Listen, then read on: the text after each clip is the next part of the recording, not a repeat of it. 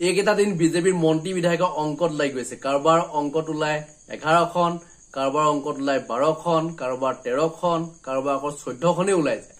এতিয়া কথা হ'ল যে কাৰ অংক শুদ্ধ হয় কোনো ঠিক নাই। মানে অংকটো সকলোৱে কৰি আছে। এতিয়া যিসকল বিৰোধী মন্ত্ৰী বিধায়ক আছে তেওঁলোকৰ অংক মতে আকৌ 4খন 5খন আসন পোৱাৰ কথা কৈ আছে। এতিয়া কথা হ'ল এতিয়া কোনে কেইখন আসন লাভ কৰে, কাৰ অংক শুদ্ধ হয়, বিৰোধী অংক শুদ্ধ হয় নে শাসকীয় পক্ষৰ অংক শুদ্ধ হয়, এই কথাখিনিক লৈ ইতিমধ্যে এক চৰ্চা হৈ আছে।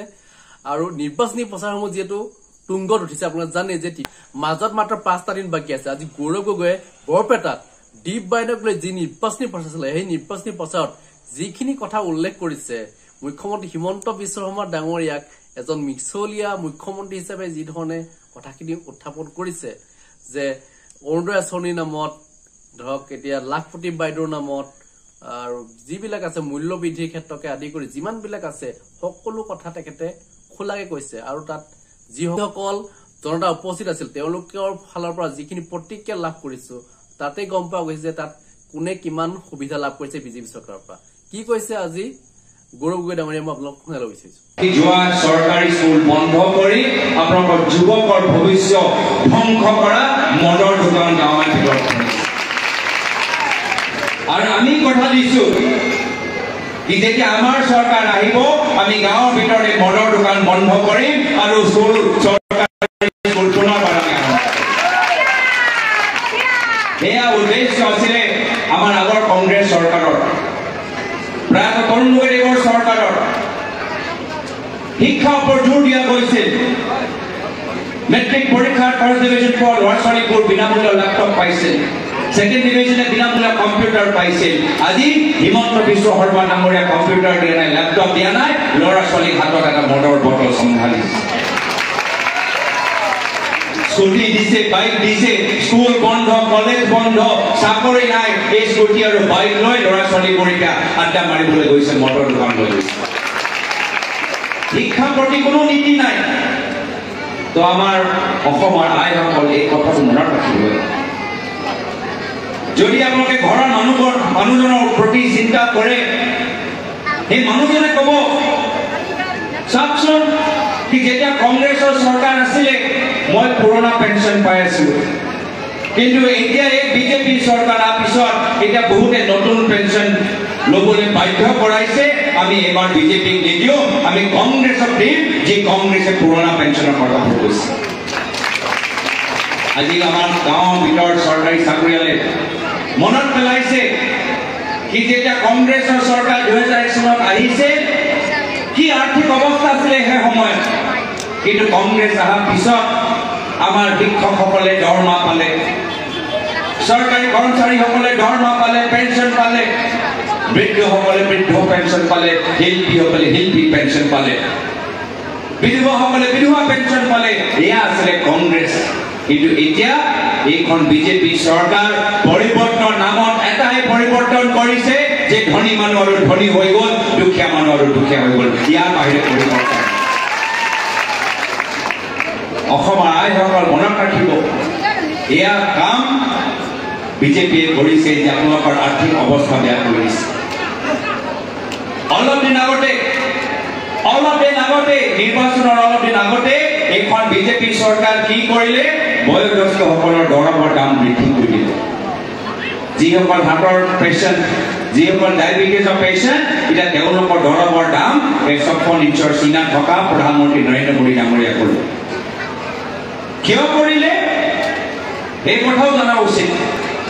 এই দৰৱৰ দাম বৃদ্ধি কৰাৰ কাৰণ এটাহে যে দৰৱৰ কোম্পানীহে বিজেপি দলটোক চন্দা দিছে। অলপ টকা পইচা লোভত আজি আমাৰ বয়োজ্যেষ্ঠসকলৰ দৰৱৰ দাম বৃদ্ধি কৰিছে। অসমৰ মহিলাসকল এইখিনি কথা পিছত গৈ মনত ৰাখিব। বয়োজ্যেষ্ঠসকলে কৈছে যে আমি 205 টকা পেঞ্চন পাইছো, কিন্তু হাৰ্টৰ পেচেণ্টৰ দৰৱৰ দাম ইমান বঢ়াই দিছে, ক'ৰ পৰা মোৰ পইচা আহিব?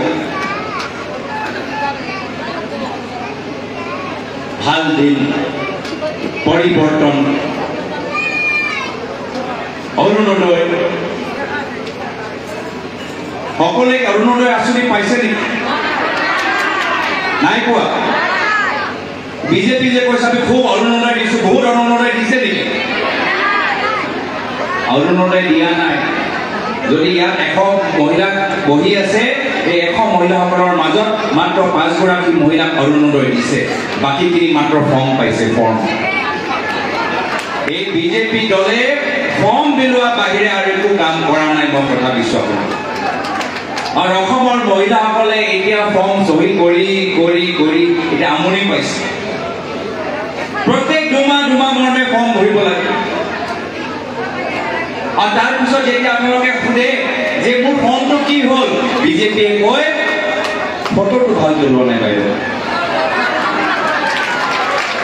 আকৌ এটা ফৰ্ম সেইখন ফৰ্মো চহী কৰি আকৌ আপোনালোকে ফৰ্ম জমা কৰে একমাহ পিছত সোধে ফৰ্মটো কি হ'ল বাইদেউ এই লোকেশ্যনটো অহা নাই ছেটেলাইটৰ লোকেশ্যনটো আমি পোৱা নাই হয়নে নহয় মিছা কথা কৈছো নেকি মোৰ পিতৃ প্ৰয়াত তৰুণগদেৱে কৈছে মিছা ক'লে কি ডাল হ'ব আপুনি কওক মিছা কথা কৈছো নেকি আকৌ দুমাহ পিছত আপোনালোকে আকৌ ফৰ্ম জমা দিয়ে সোধে মোৰ ফৰ্মটো কি হ'ল এইটো নামটো শুদ্ধকৈ লিখা নাই আকৌ এটা ফৰ্ম 2 ঘণ্টা 3 ঘণ্টা 4 ঘণ্টা আপোনালোকে বিজেপি সভা কৈদিৰ দৰে আপোনালোকক বহাই ৰাখে ঘৰৰ মানুহজনো ভাবে এই মোৰ মহিলাগৰাকী ইমানবাৰ বিজেপি লৈ যায় মোদী কৈ থাকে 4 ঘণ্টা 5 ঘণ্টা বহি আহিলে সুধোচোন হেৰা লক্ষপতি বাইদেউ ক'লা নেকি এই প্ৰশ্ন শুনিয়ে আমাৰ মহিলাসকলৰ মুখখন শুকাই যায় কৈছে নাই 4 ঘণ্টা বহালে 500 টকা দিলে কিমান ইয়াত আকৌ বেলেগ 50 টকা দিলে দেখিছে ইয়াত 50 টকা ইমান আপোনালোকক সন্মান কৰে এইখন বিজেপি গম পাই গৈছে এটাও নিজৰ মূল্যৱান ভোট এইবাৰ পদম ফুল বা হাতীক দি আপোনালোকে ব্যৰ্থ নকৰিব এইবাৰ এইখন বিজেপি চৰকাৰ আপোনাৰ মহিলাসকলক দি অপমান কৰিছে আপোনালোকৰ ঘৰৰ প্ৰত্যেক বস্তুৰ দাম যে বৃদ্ধি কৰিছে তাৰ উত্তৰ হিচাপে অহা 7 তাৰিখে হাতৰ চিনপত ভোট দি আমাৰ দীপবাই ডাঙৰীয়াক জয়যুক্ত কৰক কেতিয়াকে বুজিব শিক্ষা দিয়া সময় আহিল এইখন চৰকাৰ আজি ক্ষমতাত তেওঁলোকৰ মূৰত সোমাই গৈছে তেওঁলোকৰ মন্ত্ৰী নিজকে ৰাইজৰ সেৱক নহয় ৰাইজৰ ৰজা ভাবে এই অহংকাৰী বিজেপি চৰকাৰক শিক্ষা দিয়া সময় আহিলে এটাও ভোট অসমৰ মহিলাসকলে অগপ বা বিজেপিক দি আমাৰ প্ৰত্যেক ভোট আমাৰ হাতৰ চিনত দিব লাগিব লক্ষপতি বাইদেউ অলপ ধেমালি কৰোঁ অলপ পাৰোঁনে 15 আগতে ভাবিলে মোদী আহিছে সপনিংশ সিনা গুজৰাট আৰু মডেলৰ কথা কৈ 15 লাখ টকা দিব কংগ্ৰেছৰ 15 বছৰ চৰকাৰ 15 লাখ দিব নোৱাৰিলে মোদী আহিলে 15 লাখ টকা দিব দিওঁ পদম ফুলত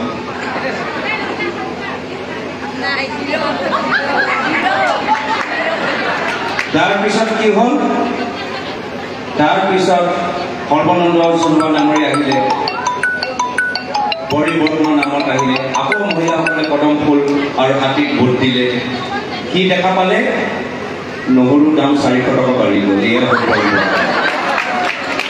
মাহৰ কাৰেণ্টৰ বিল 600 টকা 800 টকা হৈ গ'ল গেছ চিলিণ্ডাৰ দাম 1250 টকা হৈ গ'ল অৰুণোদয় 2000 টকা এতিয়া কাম নাই অৰুণোদয় 2000 টকা আমাৰ কাম নাই হ'ব পাৰে কংগ্ৰেছৰ দিনত আমিও অৰুণোদয় দিয়া নাই মানিছো স্বীকাৰ কৰিছো কংগ্ৰেছৰ দিনত আমি অৰুণোদয় আঁচনি 2000 টকা দিয়া নাই কিন্তু আমাৰ দিনত গেছ চিলিণ্ডাৰ দাম 400 টকা আছিল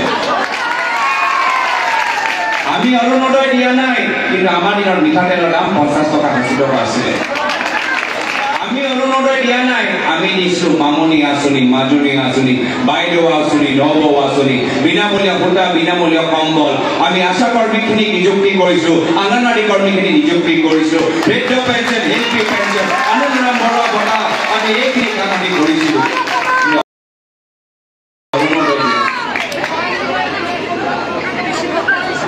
ঠিক আছে পৰিৱৰ্তনৰ চৰকাৰ গ'ল মামা চৰকাৰ আহিলে মামা আহিলে মামা মামা আহি কি ক'লে অমৃত কলক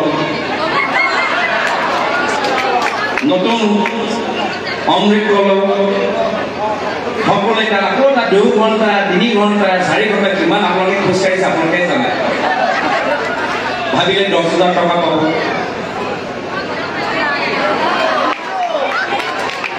অমৃত কলক গুচি গ'ল তাৰপিছত আহিলে গছ পুলি ৰোৱা তাৰ কাম নাই আৰু কাম নাই ল'ৰা ছোৱালী পঢ়াব নালাগে ঘৰখনত খানা ৰান্ধিব নালাগে এতিয়া গছ পুলি ৰুবলৈ আৰম্ভ কৰিলে এয়া হ'ল মামাৰ নীতি মহিলাখিনি সেইটোও কৰিলে ভাবিলে 10,000 টকা পাব তাৰপিছত আহিলে লখপতি বাইদেউ 4 মাহৰ ফৰ্ম চহী কৰি গৈ আছে ভাবিলে আকৌ লখপতি বাইদেউ 10,000 টকা পাব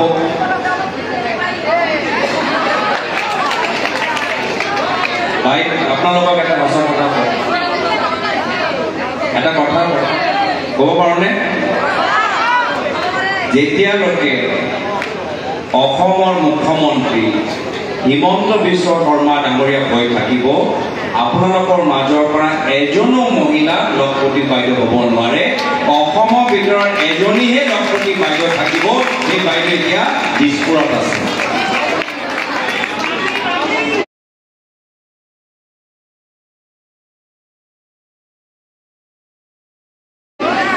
মই এইবছৰ নকওঁ মই কোৱা নাই কিন্তু যেতিয়ালৈকে অসমৰ মুখ্যমন্ত্ৰী হিমন্ত বিশ্ব শৰ্মা ডাঙৰীয়া আছে অসমৰ ভিতৰত এজনীহে লখপতি বাইদেউ থাকিব সেই বাইদেউগৰাকী দিছপুৰত থাকিব সেই বাইদেউগৰাকী ক'ৰবাত বাগান লৈছে ক'ৰবাত ৰিজৰ্ট লৈছে ক'ৰবাত য'তেই চকু পৰে তাতে মাটি তেওঁলোকে কিনি লয় ময়ো মুখ্যমন্ত্ৰী ঘৰৰ এজন ল'ৰা মোৰ পিতৃ প্ৰায় তৰুণ গগৈৰ 15 বছৰ অসমৰ মুখ্যমন্ত্ৰী মোৰ মাৰ নামত ক'তো নিউজ চেনেল বা ক'তো বাগান আমি ক্ষমতা আমিও ওচৰৰ পৰা দেখা পাইছোঁ 15 বছৰ অসমৰ মুখ্যমন্ত্ৰী মোৰ নামত ক'তো আমি কোম্পানী খোলা নাই মোৰ পৰিবাৰৰ নামত ক'ৰবাত ৰিজৰ্ট বনোৱা প্ৰায় তৰুণ গগৈয়ে কৈছে ৰাজনীতি হ'ল ৰাইজক সেৱা কৰা এটা মাধ্যম আৰু সেইকাৰণে শ্ৰদ্ধেয় ৰাইজ আমাৰ নিৰ্বাচনী ইস্তিহাৰ পঢ়ক এইবাৰ কংগ্ৰেছৰ গেৰেণ্টি কাৰ্ডটো পঢ়ক এই কংগ্ৰেছৰ গেৰেণ্টিতে লিখা আছে প্ৰথম বছৰত 1 লাখ ইয়াত আমি কৈছোঁ গৃহলক্ষ্মী আঁচনিৰ জৰিয়তে যে যেতিয়া আমাৰ চৰকাৰ আহিব আমাৰ যিমান ভাৰতৰ দুখীয়া মহিলাগৰাকী আছে প্ৰত্যেকজনক 1 লাখ টকা আমি দিম এয়া হৈছে কংগ্ৰেছ দলৰ গেৰেণ্টি সেইকাৰণে আমাৰ আইসকল যদি সঁচাকে লখপতি বাইদেউ আপোনালোকে বনিবলৈ বিচাৰে অহা 7 তাৰিখে হাতৰ জোপত ভোট দি কংগ্ৰেছৰ চৰকাৰক গঠন কৰিবলৈ দিয়ক তেতিয়াহে গৈ লখপতি বাইদেউ হ'ব পাৰিব সেইকাৰণে শ্ৰদ্ধেয় ৰাইজ এতিয়া তলে তলে বিজেপিও আমাক অলপ সহায় কৰিছে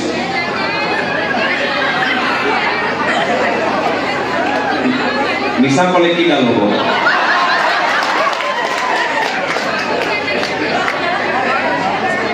বিজেপি যদিও তেওঁলোকৰ লগত মোৰ কোনো ৰাজনৈতিকভাৱে মই তেওঁলোকৰ আদৰ্শৰ লগত মই একমত নহয় তথাপিও তেওঁলোকে এটা ৰাজনৈতিক দল এটা ৰাজনৈতিক আদৰ্শ চিন্তাধাৰা তেওঁলোকে আছে মই স্বীকাৰ কৰিছোঁ কিন্তু 15 বছৰ মই দেখিলোঁ 15 বছৰ যেতিয়া আমাৰ কংগ্ৰেছৰ চৰকাৰ আছিল যিসকল পুৰণা বিজেপি যিসকল কট্টৰ বিজেপি যিসকলে বিজেপি ঘৰখন বনালে আজি বিজেপি চৰকাৰ অহাৰ পিছত তেওঁলোকক ঘৰৰ পৰা বাহিৰত ঠেলি দিছে আৰু কিছু নতুন মানুহ সুবিধাবাদী বিজেপি এতিয়া বিজেপি ঘৰত সোমাই এটা দখল কৰিবলৈ আৰম্ভ কৰিছে আজি বৰ্তমান বিজেপি বাস্তৱ কট্টৰ বিজেপি মানুহৰ কাৰণে স্থান নাই না নগাঁও ৰাজেন গোহাঁই ডাঙৰীয়াৰ কাৰণে স্থান আছে না নলবাৰী জিলাৰ আপোনাৰ অশোক শৰ্মা ডাঙৰীয়াৰ বাবে স্থান আছে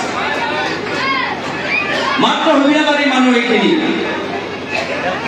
কাৰোবাৰ মাফিয়াৰ লগত সিন্ডিকেট মাফিয়া সিন্ডিকেট লগত সম্পৰ্ক কাৰোবাৰ বালি মাফিয়াৰ লগত সম্পৰ্ক অসমৰ মহিলাক সন্মান কৰিবলৈ নাজানে। এইখন বিজেপি হিন্দু ধৰ্ম তেওঁলোকে ভোট ল'বলৈ হিন্দু ধৰ্মৰ নামত ভোট ল'বলৈ বিচাৰে। মুখ্যমন্ত্ৰী হিমন্ত বিশ্ব শৰ্মা ডাঙৰীয়া মন্ত্ৰী সভা সোহা বাহতে মাজুলীত গৈ নামঘৰে টকা পেলাইছে। এইটো তেওঁলোকৰ ধৰ্মৰ প্ৰতি সন্মান। মাজুলীত গৈ প্ৰত্যেক নামঘৰত তেওঁলোকে 5,000 টকা বিলাইছে। আগৰ ধৰ্মৰ নামত তেওঁলোকে বিজেপিয়ে ভোট বিচাৰে।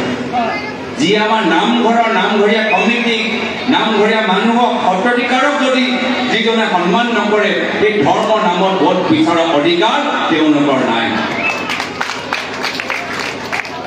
ভগৱান ৰামৰ নাম লৈ ভগৱান ৰাম আমি হিন্দু শাস্ত্ৰত কওঁ মৰ্যাদা পুৰুষোত্তম ৰাম।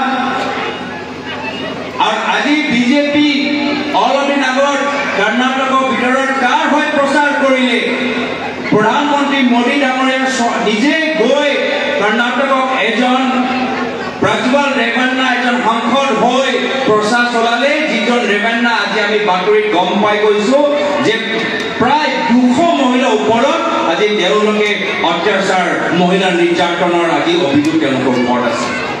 এনেকুৱা এজন ব্যক্তিৰ হৈ প্ৰধানমন্ত্ৰী মোদী ডাঙৰীয়া প্ৰচাৰ কৰিবলৈ ভগৱান ৰামৰ নাম লৈ ভগৱান ৰাম সীতাৰ মৰ্যাদা ৰক্ষা কৰিবলৈ লংকা জ্বলাই দিলে। আৰু ইয়াত মণিপুৰত জ্বলি থাকিলে মণিপুৰত মহিলাসকলৰ ওপৰত অত্যাচাৰ হৈ থাকিলে। কিন্তু প্ৰধানমন্ত্ৰী এবাৰো মণিপুৰ গৈ সেই মহিলাখিনিক বচাবলৈ সময় নাপালে। সেইকাৰণে শ্ৰদ্ধা ৰাইজ এইখিনি কথা মনত ৰখাটো উচিত। অহংকাৰ আতংক বহুত হ'ল। পুনৰবাৰ মুকলি আকাশৰ তলে নিজৰ মুখখনৰ ওপৰত হাঁহি ঘূৰাই অনা সময় আহিল। পুনৰবাৰ নিজৰ সমাজত শান্তি আৰু সম্প্ৰীতি গঢ়ি তোলা সময়টো আহিলে। আৰু যদি আমাক লাগে শান্তি যদি আমাক লাগে সম্প্ৰীতি তেতিয়া আমালোকৰ ওচৰত এটাই বিকল্প ভাৰতীয় জাতীয় আমাৰ কংগ্ৰেছ পাৰ্টি।